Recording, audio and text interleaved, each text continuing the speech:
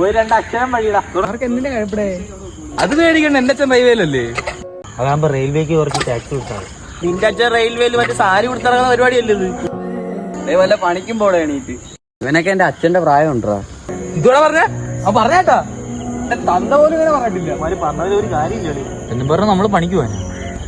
നിന്നെ കൊണ്ട് കൊട്ടേഷൻ അടിക്കാല്ലേ പറ്റും. ധൈര്യം ഉണ്ടായി മീൻ പിടിച്ച് കാണിട്ടേ ഒത്തു മീനെ അങ്ങോട്ട് ഇരുന്നടാ അങ്ങോട്ട്. ഞാൻ ഷോർട്ട് കട്ട് വരാം.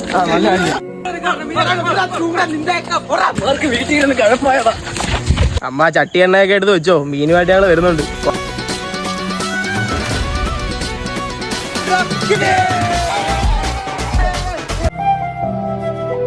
ഞാനും പിടിക്കട്ടോ.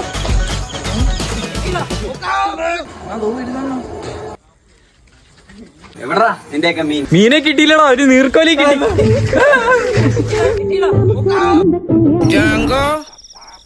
നീ അറിഞ്ഞ ഞാൻ പെട്ടു